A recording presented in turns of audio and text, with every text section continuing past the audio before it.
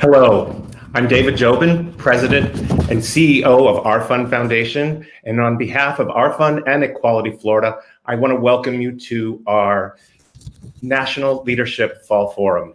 For 10 years, we have been gathering in the days after the November election with South Florida's philanthropists and leaders to talk about the state of equality with some movement leaders.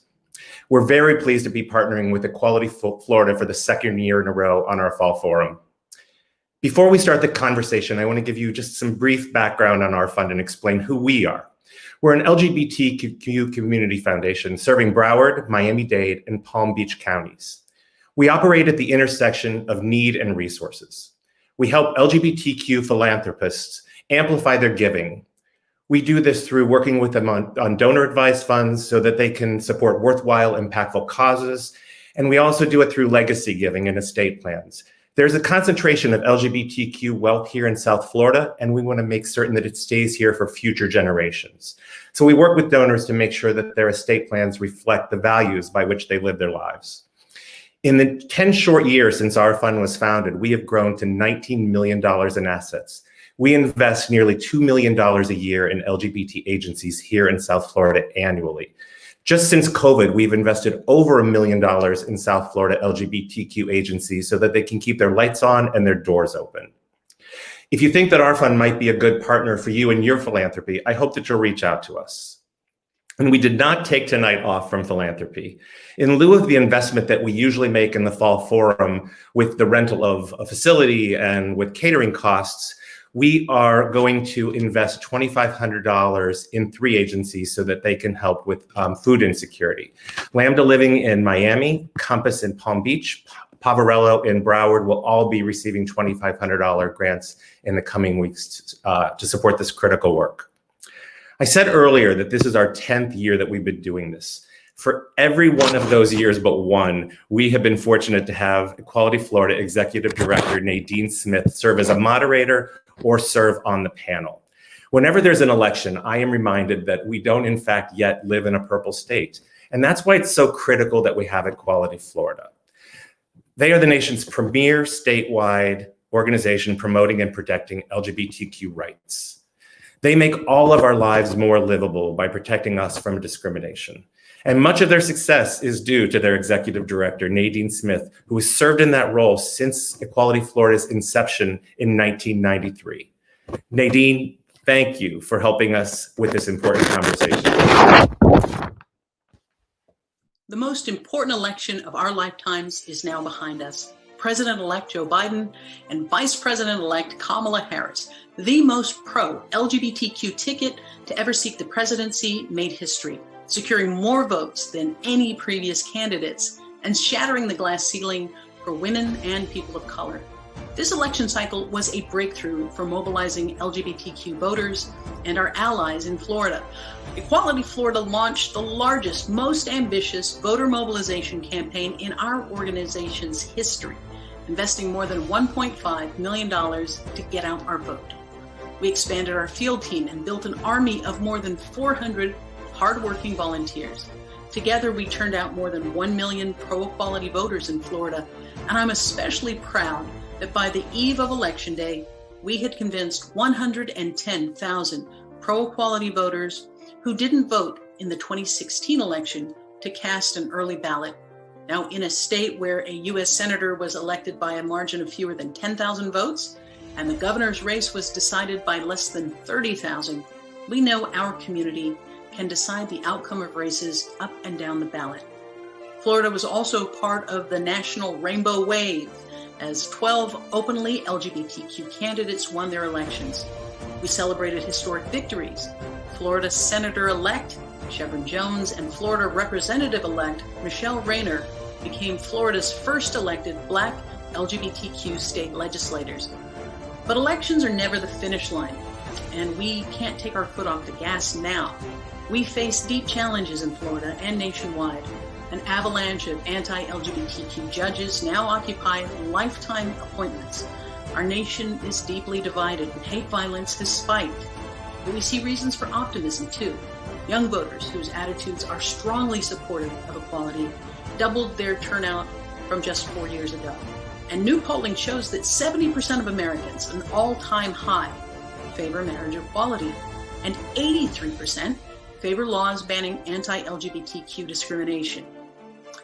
And we all must remain committed to the longer work of rebuilding America into a country that lives up to the words, with liberty and justice for all.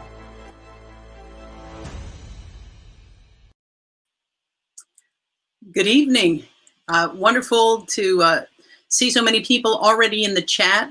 Please do add your questions via the chat. We've got folks who are paying attention to that. And David, thank you again for this partnership. I really love this event because not only does it bring the voices of our movement at the state and national level together, but it brings donors and activists and volunteers together who care deeply about the work and about being strategic in how they give to this work.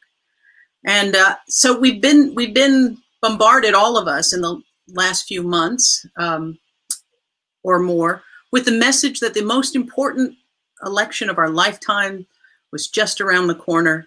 And we were all doom scrolling our Twitter feed to see what else was happening. And now that election is behind us.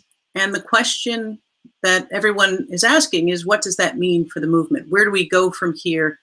And how do we navigate in the context that we find ourselves in, particularly the sense of a very divided America? And so I'm thrilled that we were able to secure for our panel some really incredible voices and leaders in this movement. And I'll give you a brief introduction, invite them to come on, and we will get into the nuts and bolts. First, I'd like to welcome Alphonso David.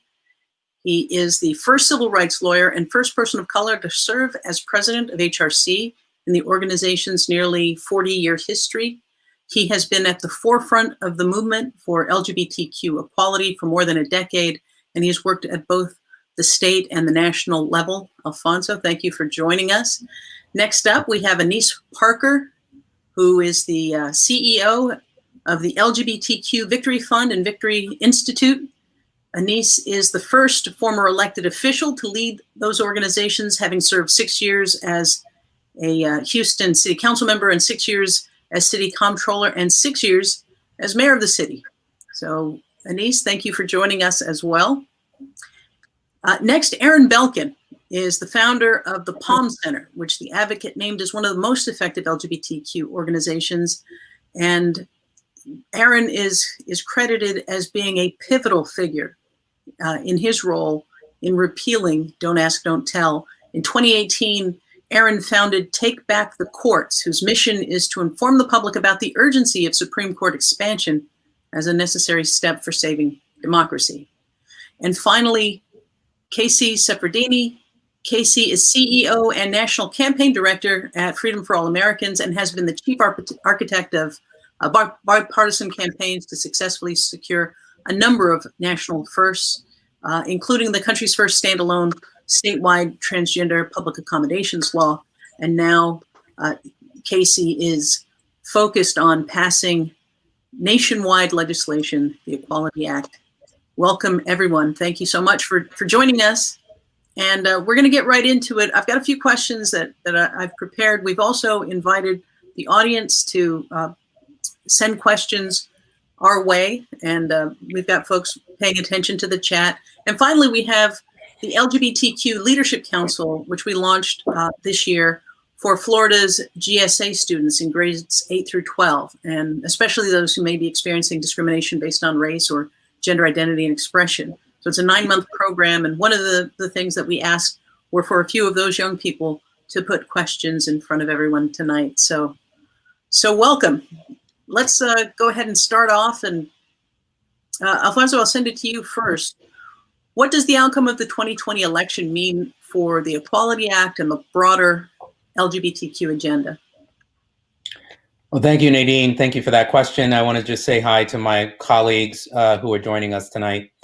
The Equality Act and the election, we have an opportunity to ensure that LGBTQ people are treated with dignity by their federal government and by extension, the rest of society. We have to remember that for the past 4 years, we have not been treated with dignity and respect. And the Equality Act will ensure that we have in federal law protections for LGBTQ people across the landscape. In 29 states in this country, we do not have comprehensive protections for LGBTQ people. And despite the Bostock decision that we all know was issued in June, it affirms that federal law prohibits discrimination in the workplace against LGBTQ people, and by extension, other federal laws with similar language. The current administration has not enforced the law. So the Equality Act will change that. And there are other changes that I think we will be asking for of the new administration. Earlier this week, or I should say last week, the Human Rights Campaign released a blueprint for positive change. Is a really important brief that outlines 85 individual policy recommendations reaching across the federal government, and is really aimed at bettering the lives of LGBTQ people, both here at home and abroad. They range from ensuring consistent administrative interpretation of the Bostock decision that I just mentioned, revising restrictions on transgender individuals so that they can return to an inclusive policy of military service, appointing openly LGBTQ judges and justices, establishing a uniform data collection standard that incorporates sexual orientation and gender identity, establishing an interagency working group to address the plight of violence that we see confronting the transgender community, many that are Black and brown in this country. And so there's a laundry list of things that the new Biden-Harris administration can adopt, do not require congressional action. And so this election and the Equality Act provide a runway for us to really achieve or create a pathway to achieving full equality for LGBTQ people in this country. Thank you, Kasey. I want to ask you the same question, in terms of the aftermath of the election and how all of these races from the top of the ticket to Congress, where do we stand, and what do you think people should be doing right now? Yeah. Oh, sorry. Yeah. I mean, I would echo what Alphonso just said. We have a historic opportunity at the federal level with the election of the Biden-Harris administration. We have a U.S. House. With respect to the Equality Act, we have a U.S. House that has passed the Equality Act in the past and is poised to pass it again next year. I think the thing that's on my mind at the federal level is, our challenge has been and remains the Senate. We don't know what will happen with, the races in Georgia next month. But regardless of whether or not Democrats take control of the Senate, we know that if we want to get the Equality Act over the line, we're going to need 60 votes to get it to the floor for a vote. And that's going to require at least 10 Republicans. And at the same time, on the state level, we had hoped that we would be able to pick up more state legislatures, flip a few more chambers to Democratic control to be able to move legislation at the state level. And instead, as we've all been, as you were saying, sort of doom scrolling the internet, we've all been talking about the sort of mixed election results. And the fact that at the local level, the GOP picked up more seats rather than Democrats being able to flip chambers. So same situation at the state level, where if we want to get things moving, we're really going to have to figure out how to move more conservatives to our side. So, that has been a centerpiece of our work at Freedom for All Americans. We're actually designed as a bipartisan campaign. The work that we do is specifically targeted toward crafting center-right messages, bringing people together around the shared values around these issues, elevating center-right voices who can convince more conservatives to support our work.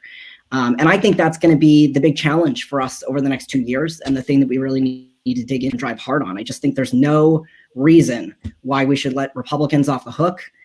There's no reason why dignity and respect for LGBTQ people isn't a conservative value as well as a progressive value, and we're going to have to dig in with that over the next couple of years.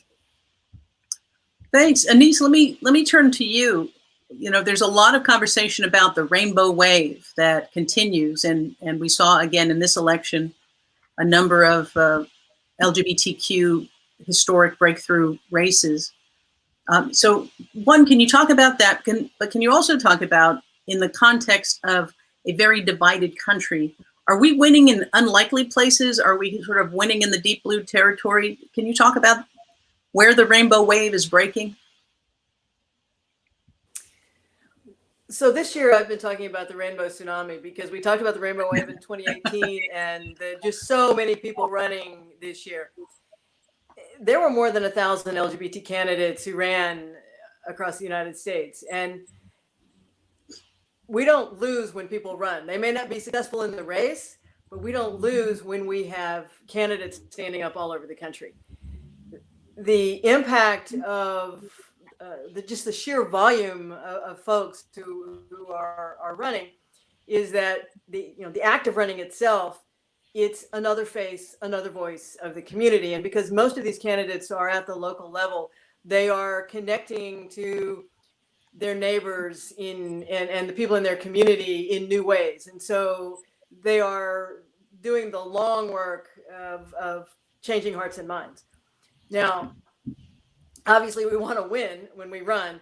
So the impact of winning races is that we expand what is possible. We inspire the next wave of LGBTQ candidates, and our candidates are role models and inspirations to folks. And then thirdly, then we have the potential of governing. And obviously that's where we will see the most immediate and direct impact. Due respect to everybody who ran for Congress and the folks who focus on what happens in Washington, victory focuses really on the state houses.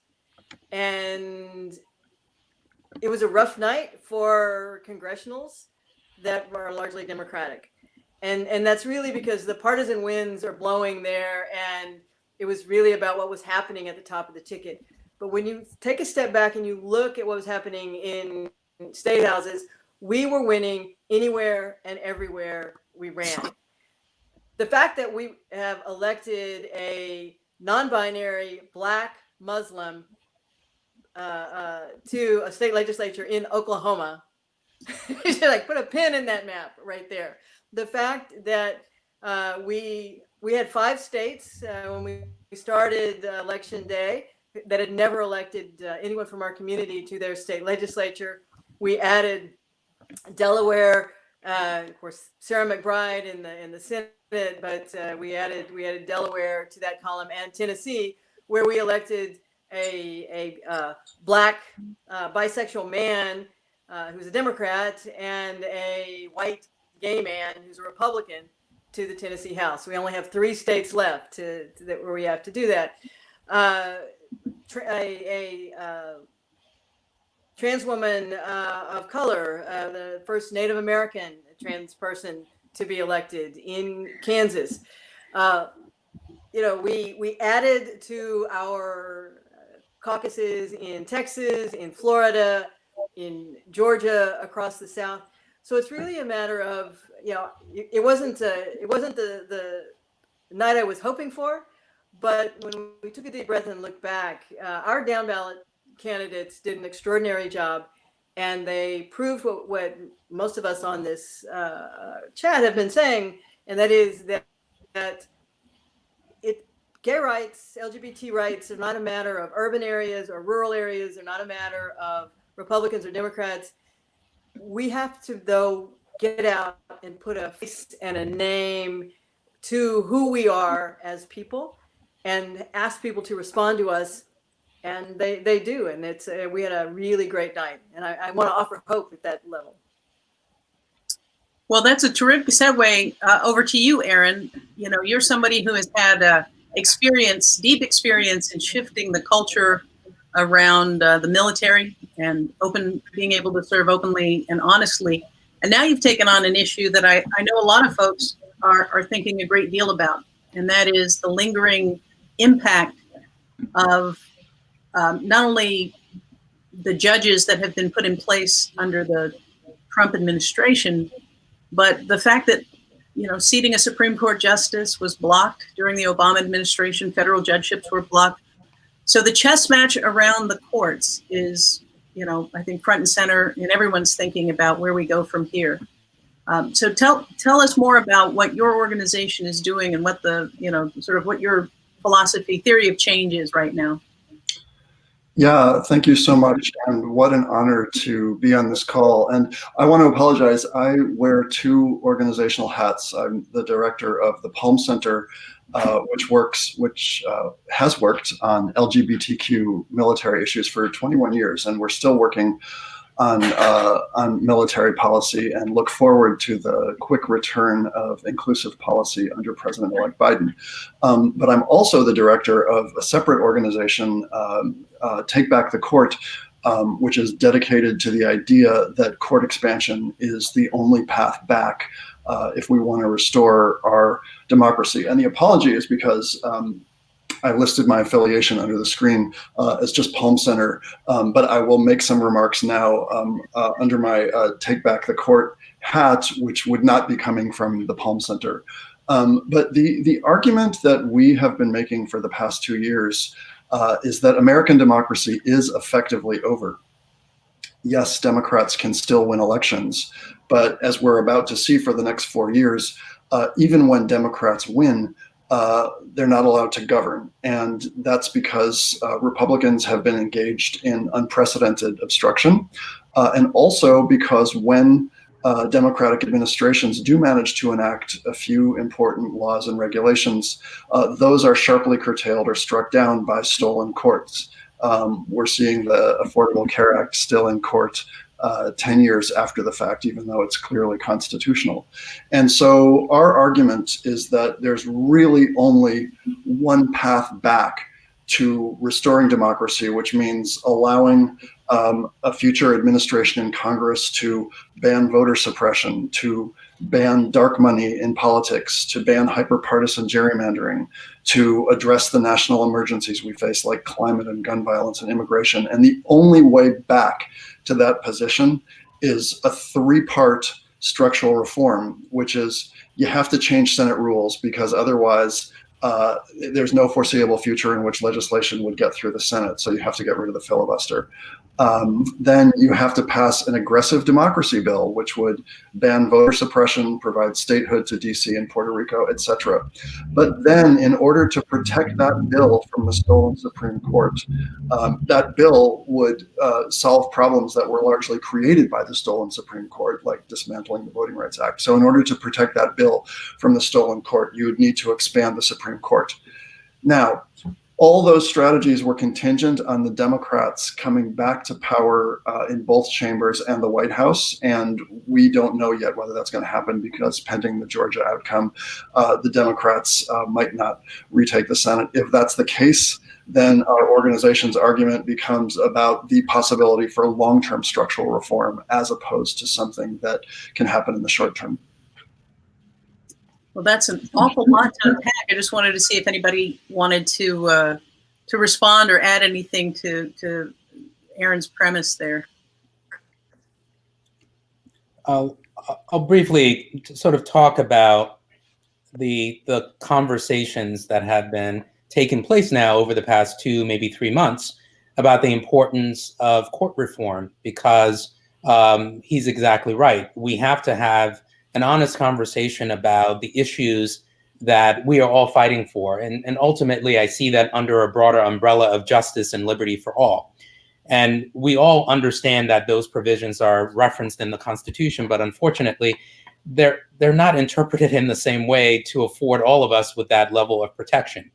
And if we care about stare decisis and we care about precedent, and we want to make sure that when we leave, that generations that come after us can rely on decisions to protect themselves, regardless of what they look like or where they're from, then we do have to have an honest conversation about how we secure our democracy. There has been a strategic packing of the federal courts by Republican leadership for quite some time. And the reality is that there is a tension between electoral politics and governing.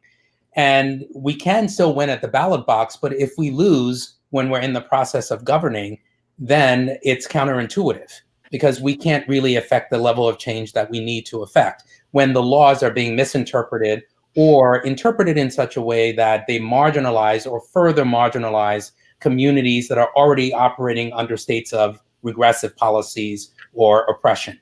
And so it is, I think, a very important question and conversation that we have to have in order to really seize back our democracy so that it is sustainable for future generations. Well, I think that speaking of future generations, I want to turn to our first question from our LGBT Leadership Council. Again, this is our students grade 8 through 12. And Michael, roll the clip. Hello, my name is Lainey Thomas and I use they, them pronouns. I'm part of the Equality Florida Youth Leadership Council and I live in District 9. My question is, how will you and/or your affiliated organization help to increase intersectionality and address conflicts within the community, such as intercommunity discrimination on the basis of race, sex, or minority status? Lack of acceptance between different queer identities and racism and the prioritization of white privilege within the movement are two major examples. Thank you. All right. Well, that just a little softball, just a little. Who wants to take that on? I'll just say very impressive, whoever that young person is. Very impressive. Well, we are in this moment where the country, we are in the midst of a racial reckoning. There's some dispute about how many LGBTQ folks actually voted for the current administration. There was an article saying 28%. I know folks are disputing that number, but it does speak to, I think, what we have seen, a rise in anti-trans, J.K. Rowling and others who, somebody was joking that 2020 was so bad that, we lost J.K. Rowling, but, we did. So, it is a time where we're hearing these voices emerging in places that we might not have anticipated. So, Kasey, I'm going to send this one over to you and then to Aaron. Aaron, you want to take it first? Go for it. Go for it. No, I didn't mean that I wanted to go first, but I just didn't want to skip to another question before addressing intersectionality. Yeah. So please. Kasey, your thoughts around how we move this work forward while being recognizing that we are everywhere. We are part of every community, and what good are legal rights if you don't have the freedom to move about the country, if you don't have the safety to move about the country? Yeah, I appreciate the question, and I would echo Alphonso's thoughts on that being a very forward-looking young person. We're obviously living in a moment of incredible division and incredible polarization. And, much of the work that I'm doing at Freedom for All Americans is, we're focused on legislation. And I think we know from decades of experience with the very Civil Rights Act that we're looking to update, that legislation is an imperfect solution to, creating the liberty and for justice and all, liberty and justice for all that we seek. And so I think it's actually pretty critical as our organizations are doing whatever the short-term work is that we're involved in, whether it's focusing on campaign cycles to elect new LGBTQ leaders, or whether it's focusing on advancing legislation, whatever it is. I think it's really critical that we're keeping the long game in mind, and that we're advancing these initiatives with that long game in mind. So, I guess I would stop there, but that's pretty much what we're focused on is, how do you advance the long game? How do you build bridges across different demographics, geographics, political persuasions? Like I said earlier, a lot of our work is really focused on conservatives and making, sort of the center-right case for dignity and respect for LGBTQ people. But it's really about focusing on the common values that we all share. And that provides an ability for us to sort of talk at the intersections about all the different folks that are part of our community who we're trying to advance equality for, and really trying to make sure that folks understand that, getting the Equality Act done, getting non-discrimination legislation advanced in the states is really just the beginning of a conversation. It's not the end of the work. Well, and let me, Annise, I want to transfer that question to you, in part because when I look at Florida, we're celebrating these historic breakthroughs, the first Black LGBTQ folks elected to our Florida Senate and our Florida House. And it doesn't escape my notice that both of these leaders not only are part of the LGBTQ community, but are really at the forefront of the the uprising against police brutality.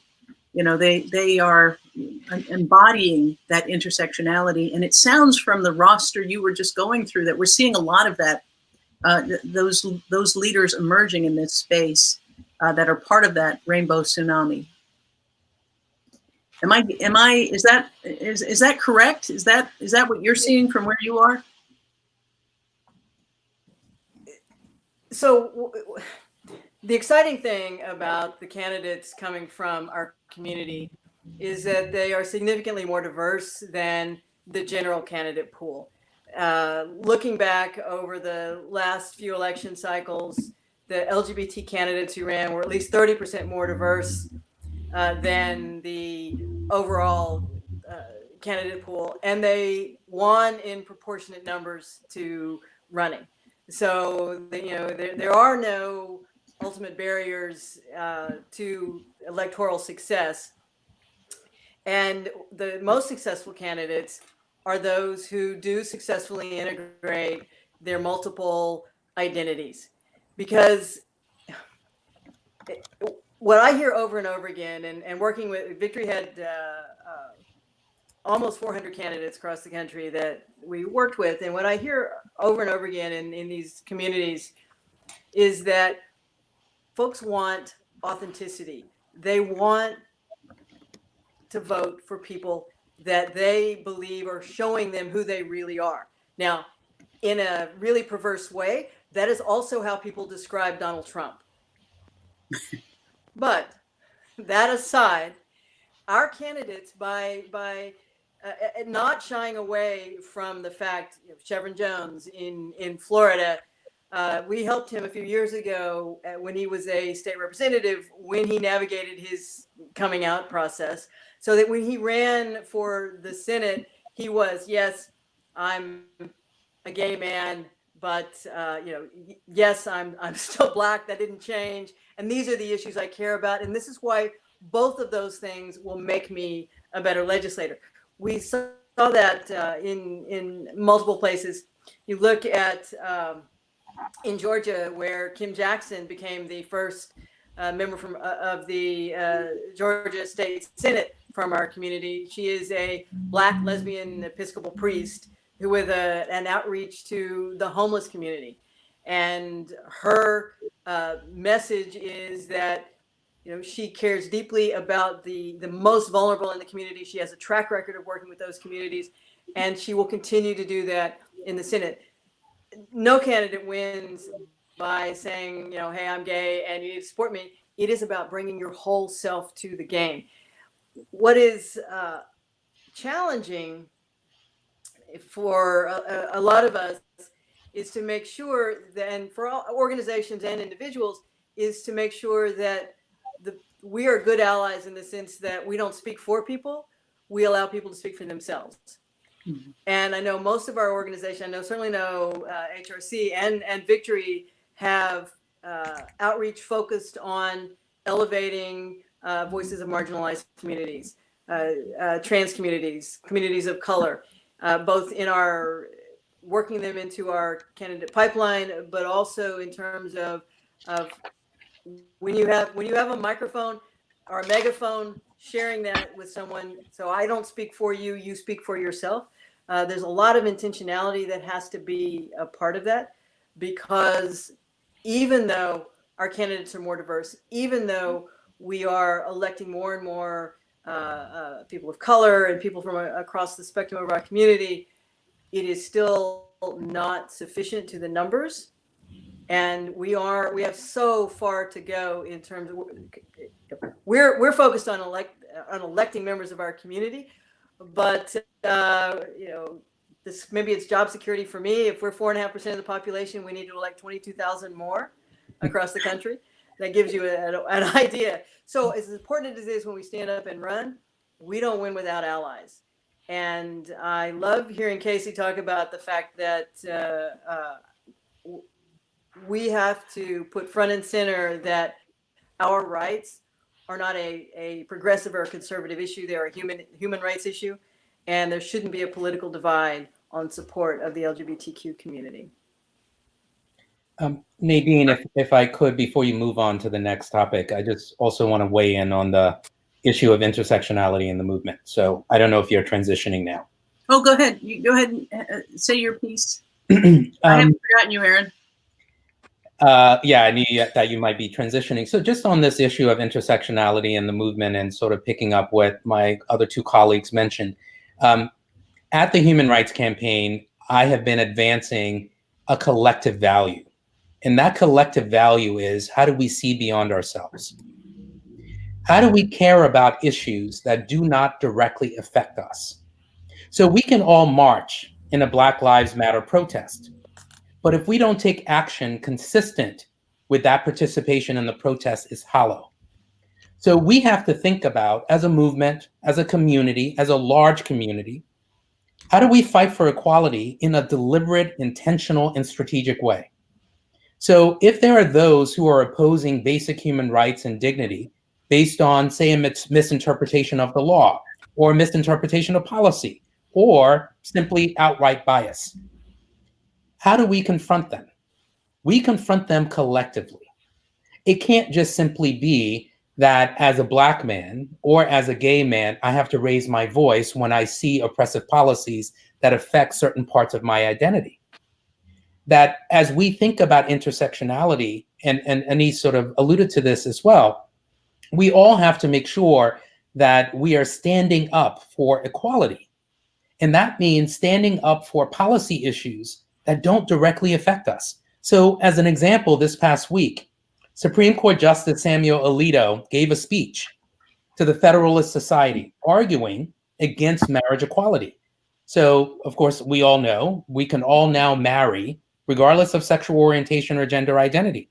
And he said something to the effect of, you cannot say that marriage is a union between one man and one woman because now that is considered bigotry. And until very recently, the vast majority of Americans thought it was a union between one man and one woman. So we shouldn't leave it up to LGBTQ people to denounce that kind of philosophy, because you think about, if you were to apply that same rationale to slavery, or apply that rationale to the ban on interracial marriages, or apply that rationale to the ban on women being able to vote, or apply that rationale to the classification of LGBTQ people as criminals in this country. It wasn't so long ago, 2003, that states could pass laws that criminalized LGBTQ people engaging in intimate conduct. So we have to stand up, rise up collectively in order for us to really realize intersectionality and its full value. Because if it doesn't, then we leave it up to people who are most affected to denounce discriminatory practices. And those discriminatory practices get power. They seize power if we don't all collectively oppose them. Hear, hear.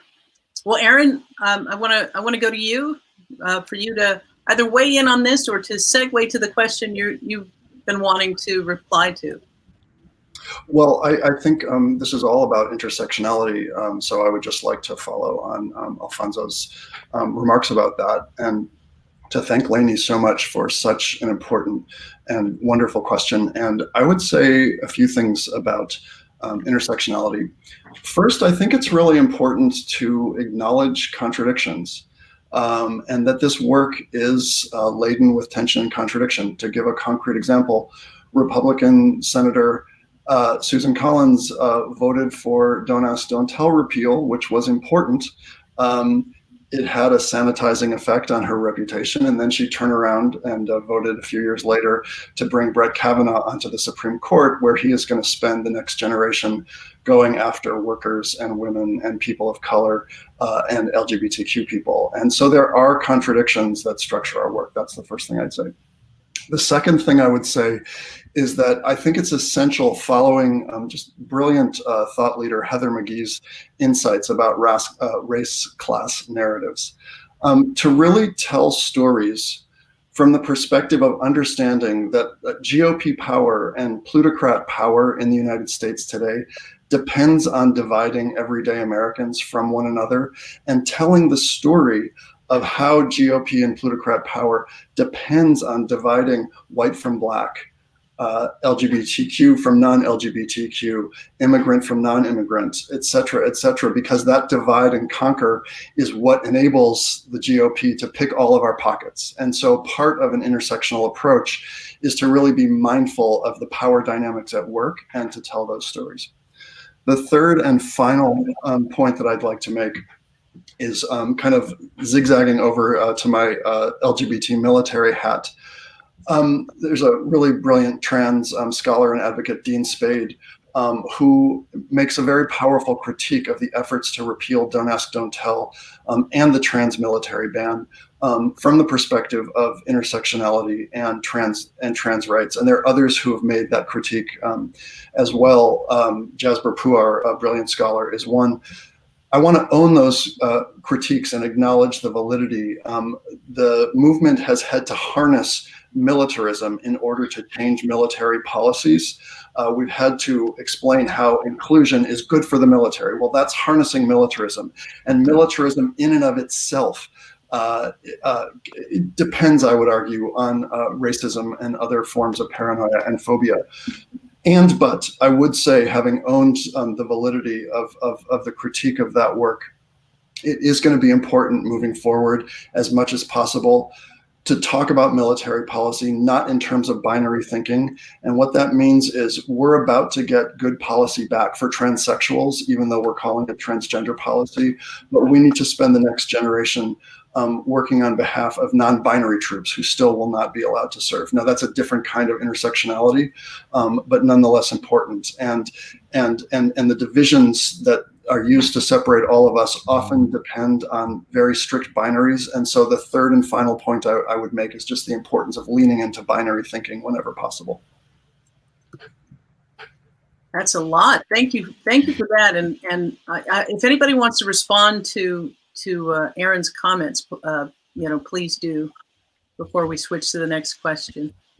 Yeah, I would like to just underscore really quickly Aaron's, I think, really great point about, division is the strategy, right? So working in an intersectional fashion is, of course, the right thing to do, but it's also critically necessary, because everything that our opponents are doing to try to stop us from progressing on all the issues we care about, and specific to LGBTQ issues, is the division piece, right? So whether it's the division between faith and LGBTQ people, or the division between trans people and women in sports and bathrooms and other contexts, whether it's, divisions that they're still trying to create between gay people and trans people, dividing us is the strategy. And the long-term work, as I was discussing before, to get the short-term gains even that we want, is about bringing people back together around shared values that most Americans hold, around fairness, treating each other with dignity and respect, supporting their neighbors, and really trying to advance those short-term objectives in a way that not only build power, I think, for our community, but I say this with all humility, I think help heal our country a little bit as well. That's fantastic. And also good when folks who've been in leadership can step in front of an audience and take an accountability like that, Aaron. I just think that's a good thing for us to do and to see. And I want to turn real quick to a youth. One of our questions from our LGBTQ Leadership Council, GSAs, from one of our students in grades 8 through 12. Michael?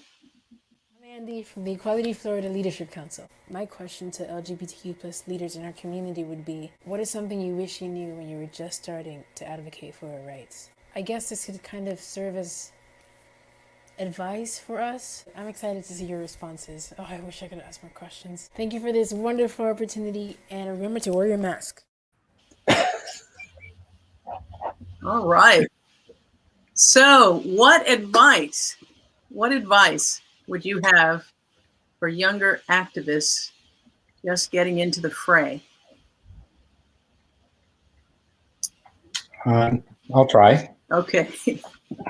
There's so many things I would say, but and I'm also thinking about, well, how old are you, and are you at college? And I would say this would apply to every LGBTQ person, just simply because we live and have lived in a community and a culture that does not always embrace LGBTQ people, and is even worse if you're a person of color. I would say at some point, please find some time to look in the mirror and see a friend. It sounds simple, but it's incredibly important and somewhat difficult if you haven't done it before. Finding that time and that space to see yourself as a friend and understand that there are others that are out there, not only with the capacity and the intelligence to do the work, but the compassion and the empathy to do it as well.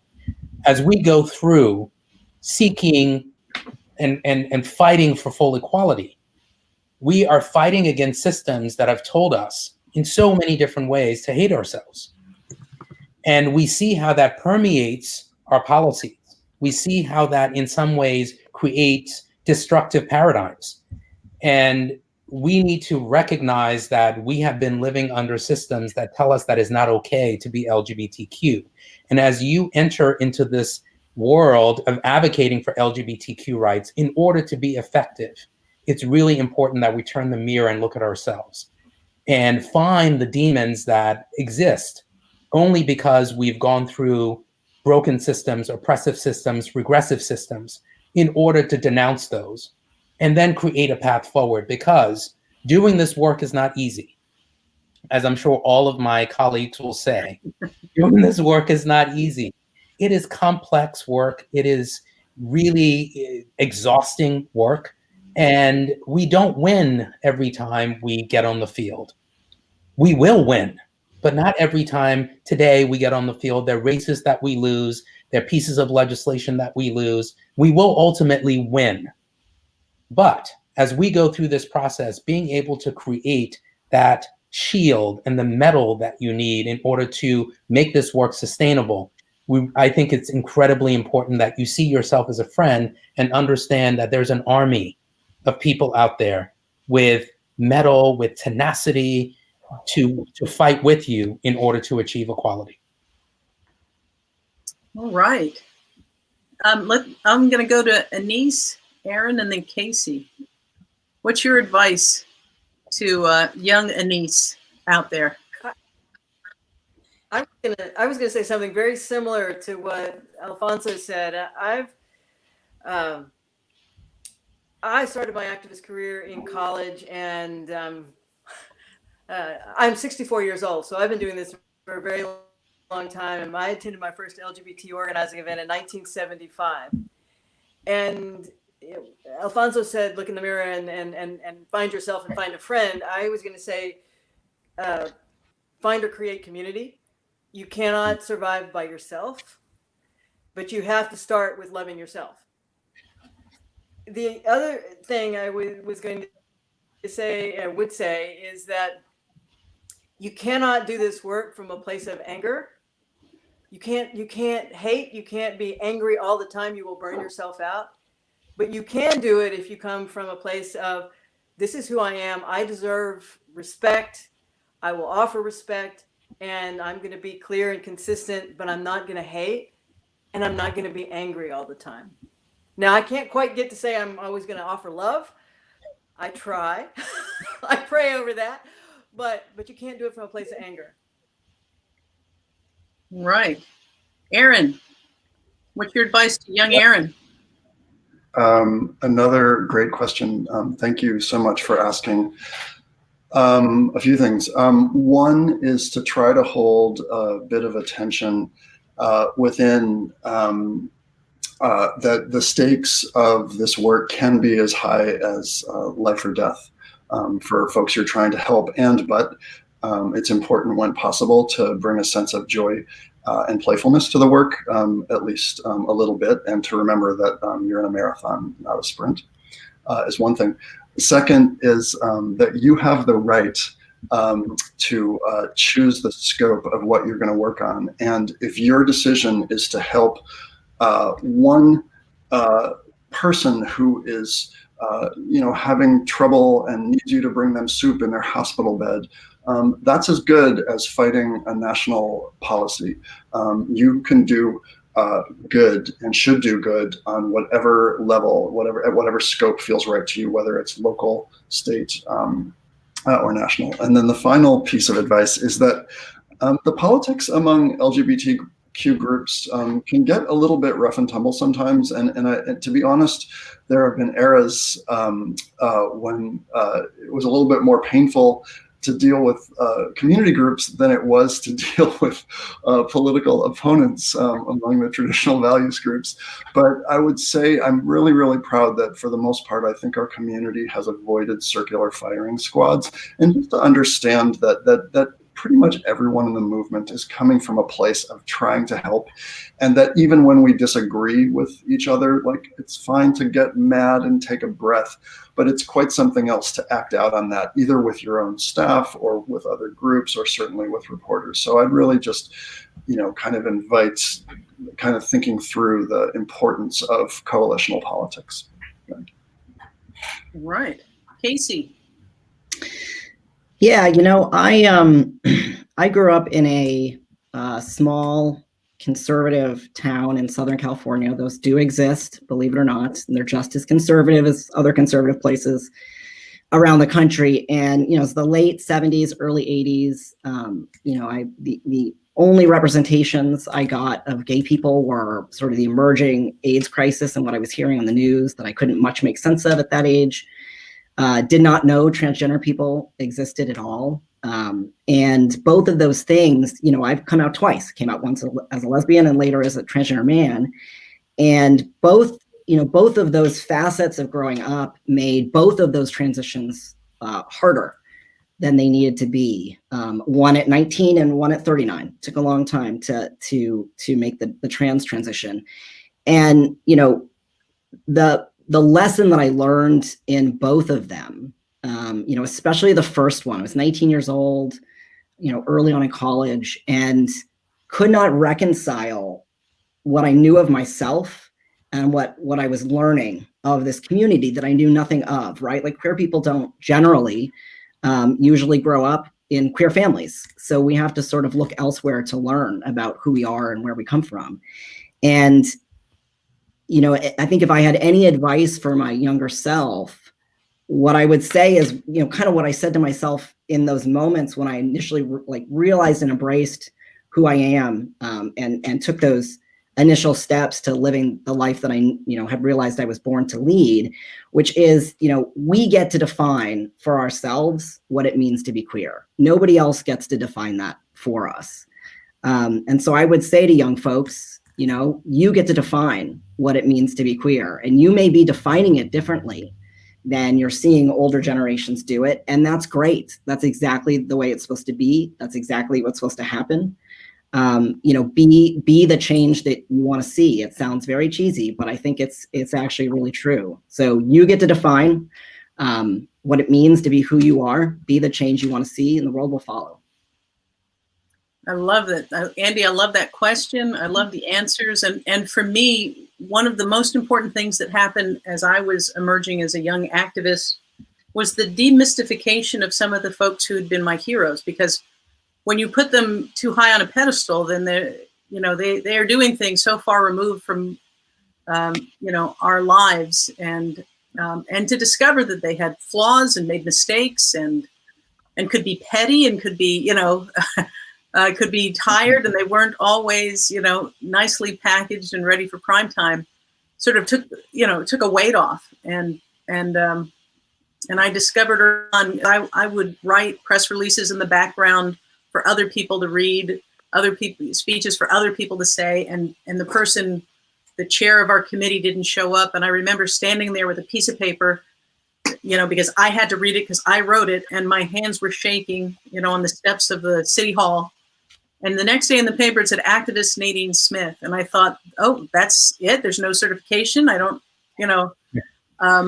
anyway. And so showing up, being willing to do what needs to be done is so much of what this is. And so I say, Do not be intimidated by anybody you think of as your hero. Be inspired by them and step into those spaces. Speak up into that megaphone Annise was talking about, even if your voice is shaking. On that score, I want to sort of round out this part before we go to other Q&A with this question. You were talking to a universe of donors, of activists, of strategists, of organization leaders. And I know a lot of them want to know, what can we do? What can we do to influence elected leadership? How can we apply pressure when it's not even election season? You know, how do we make our voices known in an ongoing way? Anybody want to take that one on? Advice to the general, you know, the folks who are tuned in right now and waiting for their marching orders. I'll start. If there are a few things, and I think the answers differ depending on which role you're operating in. For the donors, I would say, please continue to support the organizations on this call and other organizations that do this work. Before I entered into the not-for-profit world, I was in government for 12 years, most recently as the chief counsel for Governor Cuomo in New York. And prior to that, I was at Lambda Legal. Understanding the private sector, the not-for-profit sector, and government, and really understanding how so many organizations function with little to no support from government. No federal funding, no state funding. My organization doesn't, and many of the other organizations don't either. It's incredibly important. And when I see behind the curtain and understand how organizations such as mine function, they function entirely based on support from donors all across the country. So our strength and our power really derives directly from the donor base. And I think it's really important that we think about the sustainability of organizations, and specifically during COVID-19, the sustainability of organizations that bring so much to the table. I'm not only talking about institutional knowledge, I'm talking about creating a pathway for change. And these organizations that have been around for years need to continue creating additional opportunities for us to affect change. For those who are not donors, but maybe would classify themselves as activists, I would say one of the most important things to do is try, if you can, to elevate the messages that we are trying to amplify through our work. We live in a very crowded media space where, often attention is driven to where the conflicts are. And we tend to create a value structure with respect to which conflicts are most important, and those conflicts get elevated.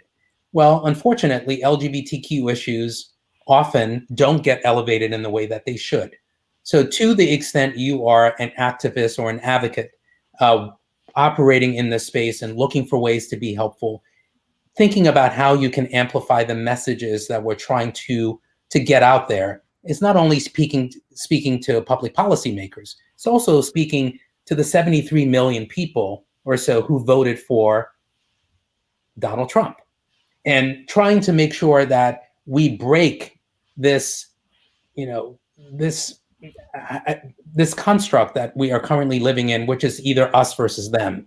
And we can't continue to function in that environment. And we can only do that if we work collaboratively to think about how we most effectively communicate our messages. Wonderful. Aaron, do you want to take a swing?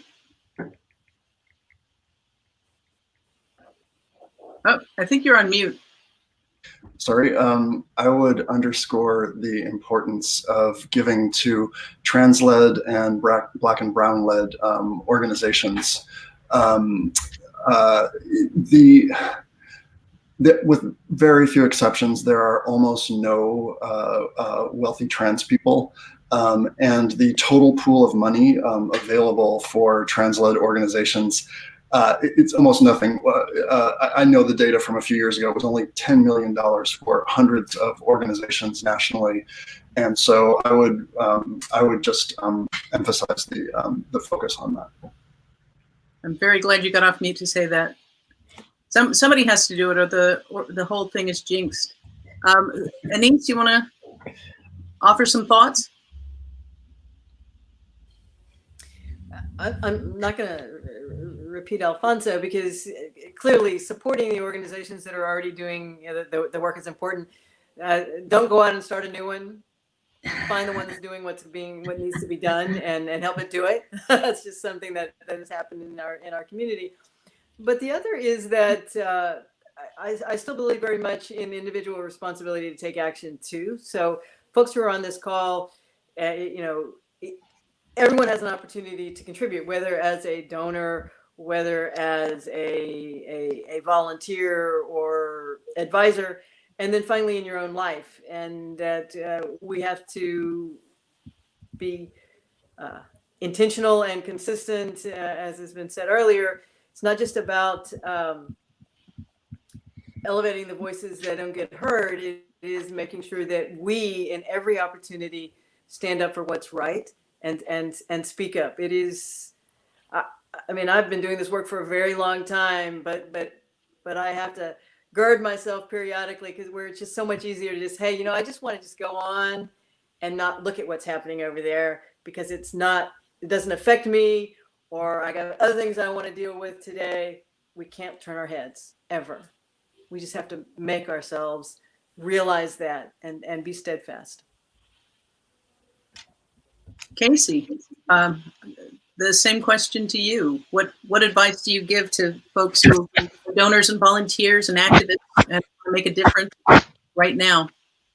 Yeah, we're, I was saying this a little bit earlier, but we're, I think in, our discussion on the first question, but, I think we're in, for all of the mixed election results up and down the ballot, I think that we're in an incredible moment of opportunity that we need to seize in all the ways through all the different actions. We have been working as a movement to secure nationwide non-discrimination protections for 46 years.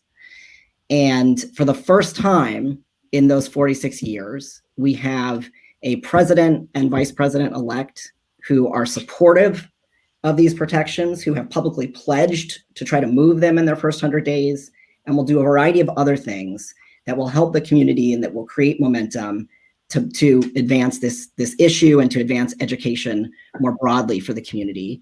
We have a U.S. House, as I said before, who has passed this legislation before and is ready to do it again, and is also openly and publicly pledged to do this in their first 100 days.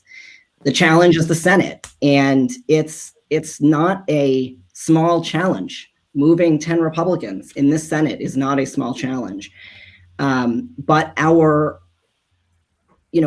as a movement, we are not, it's daunting, but we're not strangers to hard work, right? Like, so Nadine and her team at Equality Florida have been doing tremendous work, building bipartisan consensus around this issue with both their state and their federal lawmakers. I think that, you correct me if I'm wrong, Nadine, but I think that Florida has more Republican sponsors of its non-discrimination bill at the state level than any state in the country. And I have some hope that there are some, new incoming U.S. House representatives on the Republican side of the aisle that will be some of our newest supporters of the Equality Act. But I think, it was not that long ago that we as a movement were trying to figure out, how are we going to move Democrats on marriage, right? Democrats on marriage. And that was work that we did very well over a long period of time. And we did it in a context when we didn't have a president who was with us and didn't have the kind of the bully pulpit of that office to help move the issue forward, at least not initially. It was many years until Obama evolved to support us. Right. So I think we have an opportunity here with 2/3 of the federal government in support. And we have a lot of hard work that we need to do to seize this moment. We don't know how long we'll have 2/3 of the federal government with us. And I think we need to take advantage of this moment. And so there's a couple of things that I think folks can be doing. Number one, we've always known in this work that we do in the movement that at the end of the day, we get movement when we make issues about people and not politics. And so we all have a role to play. And I think Alphonso was saying this earlier, we all have a role to play in creating more familiarity, especially with audiences who either don't know much about our community or subscribe to myths and stereotypes about who we are, just creating more familiarity with who we are. You know, the heart of the marriage movement was those one-on-one conversations, whether it's your family or your friends, whether it's your lawmaker, you know, whoever it is, you know, trying to demystify who we are, you know, in order to be able to move the issue forward. So I think having those conversations, bringing those unlikely allies that you have in your life to the table, amplifying those, whether it's on your social media or otherwise, you know, we really need to demonstrate that there's urgency to get this done. It's been 46 years. We have a chance, and we need to really elevate that chorus. At the same time, you know, that is true for donors. Donors can also do that. I think also specifically for donors, you know, doing this work, it takes money, right? You know, if we want to move 10 Republicans, we're talking about, you know, probably 8 to 10 states that we need to be in with individualized campaigns targeted to every single one of those senators, you know, with all the bells and whistles, whether it's communications work, digital work, the grass tops and the grassroots organizing. We know what this work looks like because we have very recently come off of a big run around marriage. It's work that we need to do around this too to get this over the line. So I would just encourage all folks to think about, you know, where do you fit into this? Where do you fit into creating the urgency to at least creating this baseline, you know, having the country put a stake in the ground around this baseline understanding that all LGBTQ people should be treated with dignity and respect. Where do you enter that conversation? What are the things that you can do and do all of those things? Well, that is a great segue, I think, to the first question from our audience in terms of Q&A. And you're right, Kasey, we've been incredibly effective in getting bipartisan support for the Florida Competitive Workforce Act, which would add sexual orientation and gender identity to the state civil rights statute. And we've done it by storytelling, bringing people to the Capitol to talk to legislators, but we've also harnessed the business community's voice. So we have Florida Competes, which is a collection of large companies and, well, actually large, medium, and small companies that have all, you know, pledged to use their political capital to deliver the message that it is not only the right thing to do, but it's also the right thing for business to bring top talent and keep top talent, et cetera. So what role can, on the larger stage, what role can business leaders, LGBT employees and allies who are employees, what role do you see business playing in this conversation right now in terms of moving that bipartisan support? And I'll go first to you, Alphonso.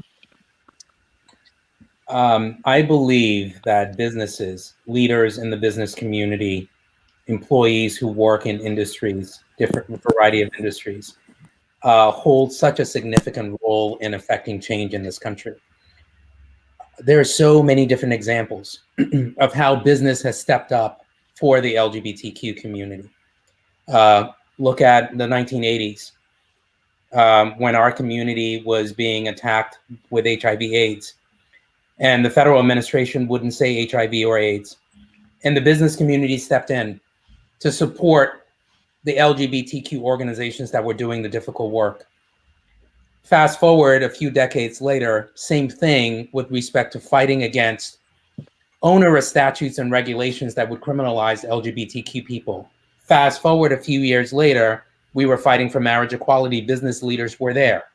Fast forward to today, for the past 6 years, the Human Rights Campaign has tracked more than 700 anti-LGBTQ bills, and we have been able to defeat those bills. We've only been able to do that because of business leaders, institutions, organizations that have worked with us collaboratively to do it. When we go to legislators, I should say, and we talk to them about anti-equality legislation, and we have a large company standing next to us talking about the importance of equality, we stand a much better chance of defeating that piece of legislation. So as we think about the next steps forward, and the Equality Act is one, I rattled off a series of regulations that we're asking the Biden-Harris administration to advance. There will be other pieces of legislation and regulations that we will be asking for. Having the business community engage with us on the importance of those pieces of legislation is so important. And I have to say this because I think it's really important in terms of transforming our communities and our workspaces. I would also ask that business leaders, to the extent they haven't already, participate in the Corporate Equality Index. That is an index that the Human Rights Campaign has had for a very long time. There are more than 1,000 businesses that participate now. Why is that important? Because in 29 states in this country, there are no comprehensive protections for LGBTQ people. So we do have the Bostock decision that unfortunately is not being enforced. But the Corporate Equality Index effectively says to anyone who's looking for a job that we honor you, we respect you, we are going to have an inclusive workspace. And so the more businesses that we have that participate in the Corporate Equality Index, the more businesses that sign on to amicus briefs saying that equality is important, the more businesses that sign on to the Equality Act, we can then actually create significant momentum to affect change. And again, I keep on saying this because I think it's important. We're not only interested in change for the moment, we're interested in sustainable change that we don't have to worry about in 4 years or 2 years when we will get an avalanche of opposition. We want sustainable change where people can rely on a piece of legislation or a court decision to live their lives and live their lives inclusively. Aaron, you've done work with corporations. I think that may even be the place where you and I first connected, but go ahead. I get the importance of working with business and working with Republicans to pass inclusive policy. We work closely with Republicans on Don't Ask, Don't Tell repeal, and we work closely with Republicans to defeat the Hartzler Amendment. And with HRC, it was an incredible coalition. Republicans were trying to legislate anti-trans provisions for the first time in American history through military policy, and we beat that back by flipping 23 moderate Republicans in the House. I understand that, but wearing my take back the court hat, if you look at the literature on how democracies die, one of the bright line warning signs is when business elites, corporations, when they turn a blind eye to nationalist and populist policies. It's a little bit what happened in Germany when German businesses and corporate leaders thought that they could contain Hitler. We're in a moment in the United States where there's a great temptation to think that we can return to normal. And we do have a 4-year timeout now with the Biden administration, where things will, of course, be less turbulent and less crazy, and we will make important progress, and all of that is critical to note. But we had a situation in this country where several months ago, 2 Black Americans were peacefully protesting, and a white nationalist, Kyle Rittenhouse, assassinated them, and someone praised that assassination, and the president of the United States retweeted that, and the Republicans did not speak up. And when that happened, Stephen Levitsky, who's a professor of democratization at Harvard, who's very understated with his words and who's very careful, gave an interview to the New Yorker where he said, this is it, folks. This is when democracies die. When political parties get committed to lying, anything can happen. And you can see that now with maybe at least temporarily an innocuous case of lying about the outcomes of the election. But what we're seeing is that the business wing of the Republican Party has given a free pass to populism and to nationalism. There isn't that much dividing that embrace from a tyrannical or even a genocidal outcome. And so my point to business leaders now is that, yes, of course, LGBTQ inclusion is important, as it always is, but there's even more at stake. And the business community really needs to make a decision about whether they're going to tolerate this type of that's a really important point, especially when you break down the vote for the presidency. What I think it was Forbes published that there's a number of ways you can look at it, but one of the numbers that jumped out at me was that the places that went for Biden, Harris, represent 70% of the GDP for the United States, which tells us something about the economic leverage those of us who live in the places that rejected Trumpism. I'll go to you, Kasey. Obviously, the Equality Act is a place where corporations are showing up. In addition to Florida Competes, here in Florida, we also have our C3 Equality Means business, which is an even larger group of businesses that are doing education and organizing. NASCAR is, in fact, the latest member to join that.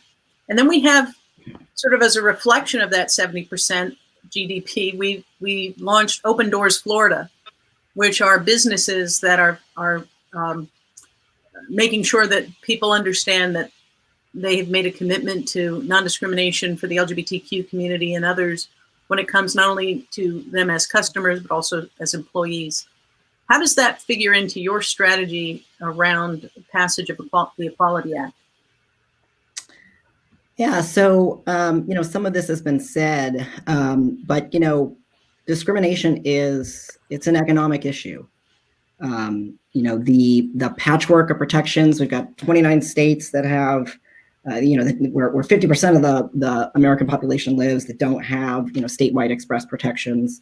Some states that have municipal protections, but they don't have it statewide, et cetera. It's really challenging for businesses to navigate through the patchwork of those protections. And of course, for the community, it's unfair.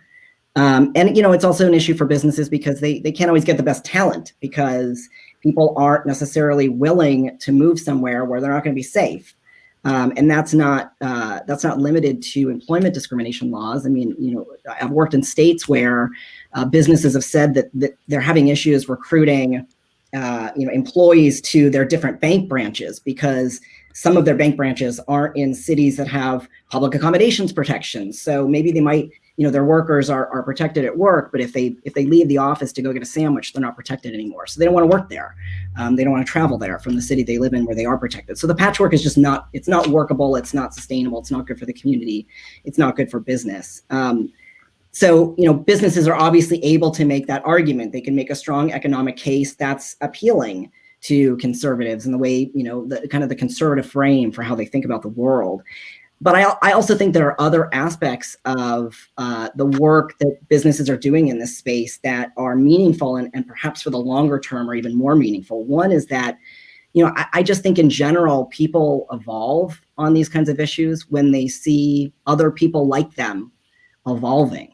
And so, seeing the corporate CEO that used to be your deputy when you worked there before you left the company to go run for office, seeing them coming out and supporting this issue, it may make you stop and think, or maybe if we're cynical, you're already there, but you're afraid to be there publicly. And now you feel like you have the cover to be there because there's more people like you that are there. So I think there is sort of a safety in numbers aspect to the advocacy that businesses are doing in this space that is helping us, particularly with conservatives. And it's not limited to businesses in terms of some of the center-right voices that are giving conservatives more space to evolve on this issue. There's also faith voices, et cetera.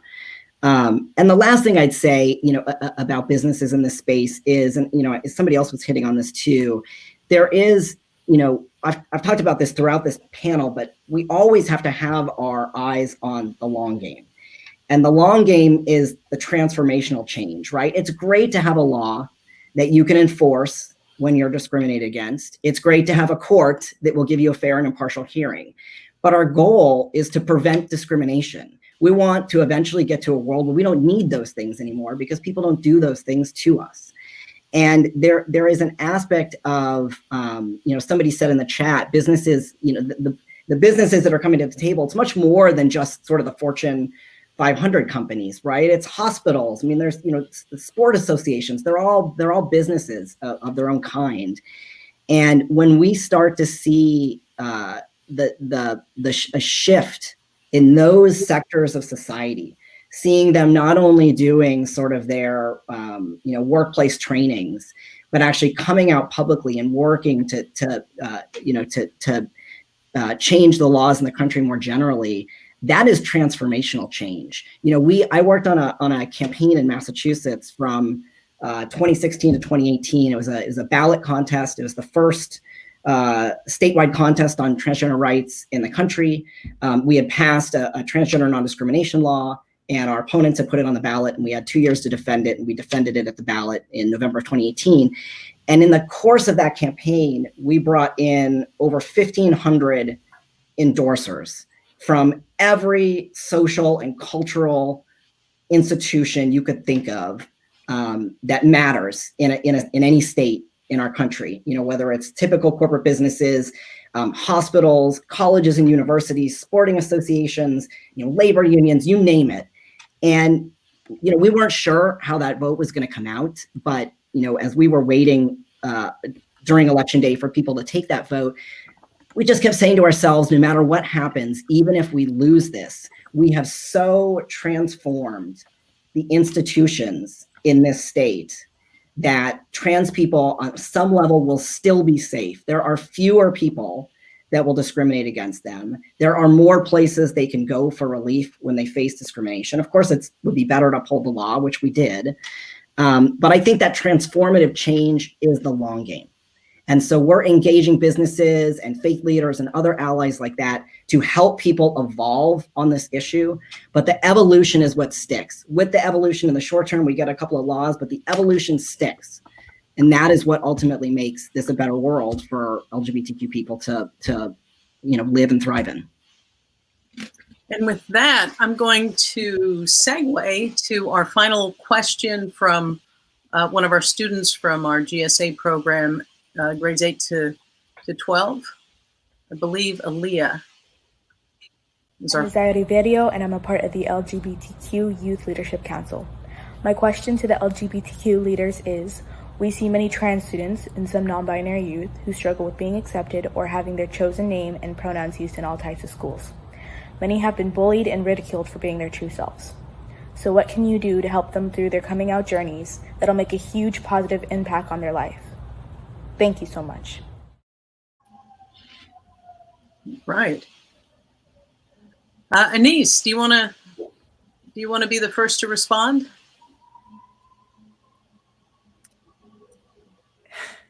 So I'm going to say, you know, we're all in organizations that work to make things better in one way or another for members of the LGBT community. So I would turn the question back and say, what can you do? Because the best action is personal and immediate. What is available and you're in your school? Who is being bullied? Who steps up? Have you stepped up? Do you interact with someone who is being bullied? Have you contacted the school administration? Do you enlist folks in the community to help you with these issues? For unfortunately, most young people, even this many years into the movement, still feel that they are on little islands by themselves, and that the isolation is really what kills us. And so the first and most important thing, everything we can do from an organizational standpoint, yes, but the most important thing, what do we do as individuals to reach out to somebody who is hurting and being aware of that when it happens? I want to just give a big shout out to our Safe and Healthy Schools team, because I think one of the things that we sort of figured out in Florida was it wasn't enough to create a separate parallel structure and try to, you know, school systems are massive, and we've invested deeply in getting support from the top down, from superintendents down and from classroom teachers up, to not just for harm reduction, not just to say, can schools be a place where young people aren't being beaten up and humiliated and psychologically tortured, but how do you actually create an environment where young people thrive? And do you understand that your job, your responsibility, your oath as an educator is to meet that higher standard? So I'm thrilled that so many of our young people were able to be part of this tonight. I want to leave just a few minutes as we are about to close for all of your closing thoughts. It can be on what you wish it to be, but I'm struck now in the aftermath of this election with so many calls for unity, that we're a divided country, that we crave coming back together, that it's important that we heal these wounds. But at the same time, and Aaron, I'm going to be hearing you in my head, right? It's holding these tensions, these contradictions, and doing this work. How do we simultaneously answer that call for healing and for unity while realizing that there are people who are terrified of the growing multiculturalness of America, the growing visibility of LGBTQ people living our authentic lives. All the things that inspire us strike fear in their hearts. I mean, how do we navigate that, doing the work that we do, and avoid the pitfall of being sort of written off as sort of esoteric boutique issues separate from the core issues that politics are supposed to address? So I know that's a lot to leave on your laps in the final 5 minutes, but parting thoughts on what we do as activists in a nation where fear is exploited and division is politically lucrative.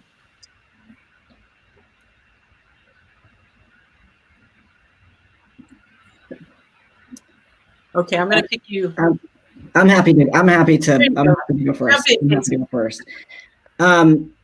And this may relate a little bit to the question that was the question that the young person just asked too. A fair amount of the work that we've been doing at Freedom for All Americans, although we're working for a broad LGBTQ non-discrimination, a fair amount of our work has focused on trans issues because, I think the recent scale and sort of ferocity of attacks on trans people over the last 5 years have not been, really just about trans people. They've really been about attempts to kind of roll back and prevent future progress of rights for all LGBTQ people. And I think our opponents are smart, and they just know that we've done a lot more education about gay and lesbian people than we have about trans people. And I specifically lead out bisexual people because they probably are closer to the trans bucket than gay and lesbian people in terms of the education we've done and the awareness there is. And so the vulnerability that ordinary Americans have to the kinds of stereotypes and myths and such that our opponents trade in to erode support for our larger LGBTQ community. So,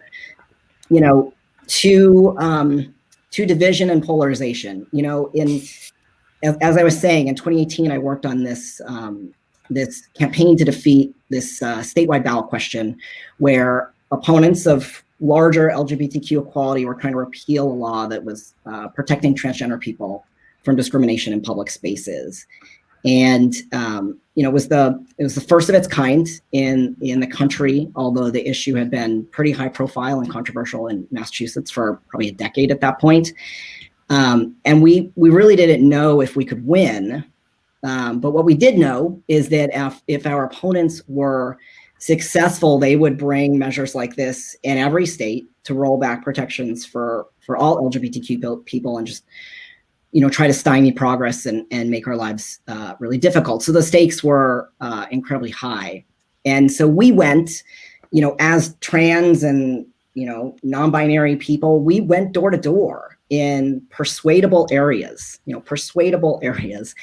asking people their concerns about transgender people and talking them through those concerns. And some of this was really scary. We didn't know who was going to open the door. These were neighborhoods where you'd walk up and there'd be an NRA sticker on the door, and you'd have a set of assumptions about who was going to open it and how they were going to act. And on top of all that, about 2 weeks before Election Day, the same day that I think that mail-in voting began, President Trump, kind of punched down again, announced that he was going to change federal law to define people by their gender assigned at birth, by their sex assigned at birth, sort of erasing the legal existence of transgender people and just making our lives a lot more difficult and just, kind of continuing to stigmatize us. And we were pretty scared that this was going to negatively impact public opinion and sort of embolden the opposition to come out organize and ultimately vote against us. Just give people cover for doing the wrong thing on this ballot measure. But instead, what happened was we were suddenly, like a week from election day, just overwhelmed, completely flooded with new volunteers. And these were people who saw what the president did and specifically came out because of that to protect us. And, these were not people who necessarily had transgender people in their lives. These were not people who were transgender themselves. One person told me she'd never been involved in politics ever. She'd never gone door to door. This was the issue that got her off the couch, just wanting to see her neighbors treated with dignity and respect, being sort of tired of, the bullying and the attacking.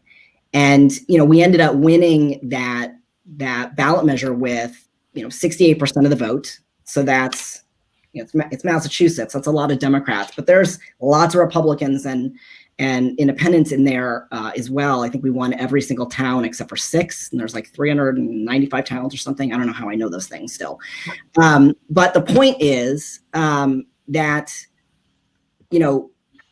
we had those conversations, right? We had the hard conversations, even with the people that we didn't think wanted to talk with us, even with the people that were really scary to talk to. And we're living in a really polarized time, and the divisive voices and messages are amplified the most by social media.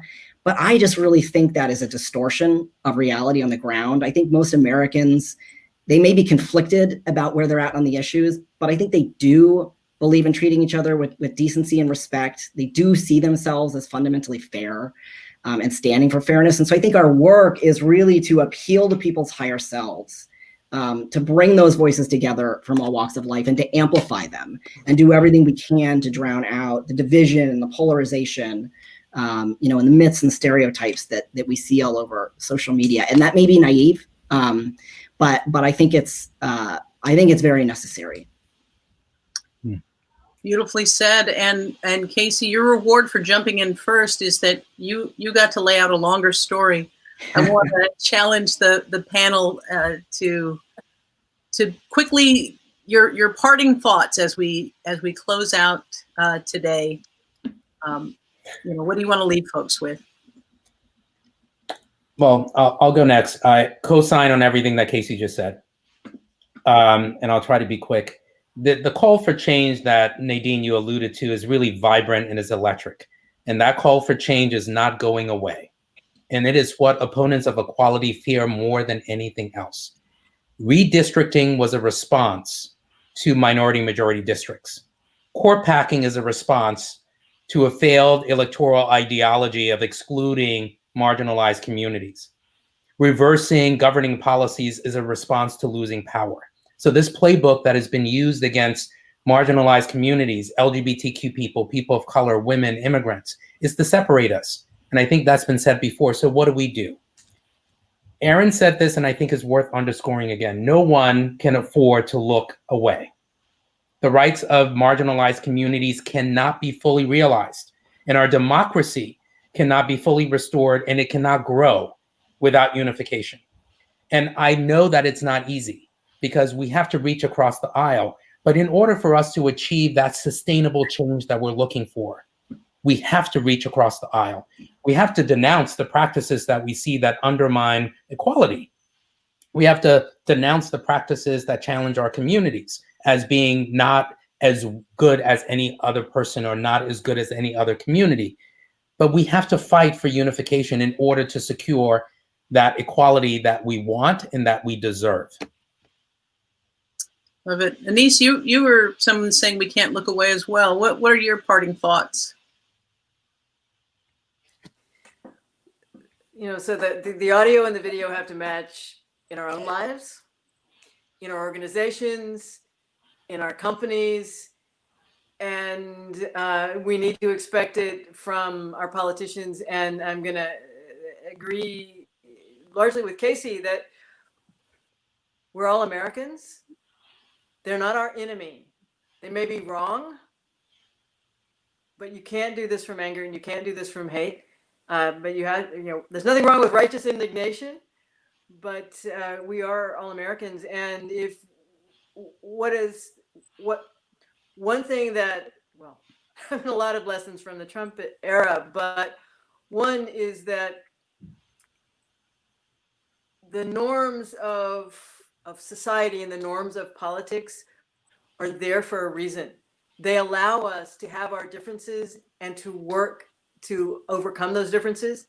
But if everything is an attack, if everything is manipulation, if everything is, if lies are no longer called out, if we violate the norms of our society, we have nothing. So we have to continue the process, but we have to do it. We have to do it respecting ourselves and respecting the norms that have gotten us here, and we need to bring them back. Aaron, what's your butt and advice to leave us with? Well, I'd like to thank you and all of your colleagues at Equality Florida for including me, and also the distinguished and brilliant panelists. I learned a lot from these remarks and really enjoyed being part of this event. So that's one. The second thing is, I do think it's very, very important not to let our guard down. We're hopefully going to make a lot of progress on LGBTQ rights over the next 4 years, but the 73 million people who voted for Trump are not going away. And the machine that produced that resentment is not going away. Final thing I will leave everyone with, I started with a contradiction, so I will end with a contradiction. Look, I've been fighting for LGBTQ troops for 21 years, so it's, of course, enormously consequential when policy changes, when gay and lesbian and bisexual troops were no longer in the line of fire of the discrimination machine. That was huge. And same goes for trans troops. And Trump put them back in the line of fire, and soon they'll be protected again. But the resentment machine continues even when one group achieves, through the politics of respectability, inclusion. I would even argue, as a professor of political scientist, that folks in that Trump coalition, they don't even care that much who they're stigmatizing and who they're scapegoating. One electoral cycle, their leaders will go after a caravan of migrants. Another electoral cycle, the emphasis is on transgender students in the bathroom. Another time, it's uppity women. There's the through line of black crime. I would argue that the hatreds and resentments and paranoias and phobias among Trump voters, I don't see them as indigenous or authentic. I see them as invited by a resentment machine that profits when they hate. And so even as we continue to make progress with our rights, essential, absolutely essential progress I've spent most of my life fighting for, I think it's critical to remember that even once we get our rights, that resentment machine is going to keep going, and it's going to keep eating away at American democracy until there's nothing left. Wow, I cannot thank you all enough, Aaron. That's a perfect place for us to sort of stick the landing on this. I know that there are people tuning in from different parts of the country, overwhelmingly from Florida. I want to invite all of you who are in Florida or plan to retire to Florida, which means all of you then, to be part of the work. The legislative session is around the corner. If you've never been to Tallahassee, it's a beautiful part of our state that not many people visit, but it's where decisions are being made about your daily life. And there are plenty of ways for you to engage virtually or in person. But Florida is a critical piece of the puzzle, politically nationwide. And we are a state where the people overwhelmingly support LGBTQ equality. And the challenge we have is pushing the elected leadership to get where the people already are. So I want to thank everybody for tuning in. And I especially want to thank the panel. One of the things we love about this forum is that we get real. We talk about all of the issues, and we bring, a dose of reality, not rose-colored glasses, and not, we don't spin. And you all have delivered that remarkably tonight. I thank you all for being here, and I thank you for your leadership. Good night, everybody. Right.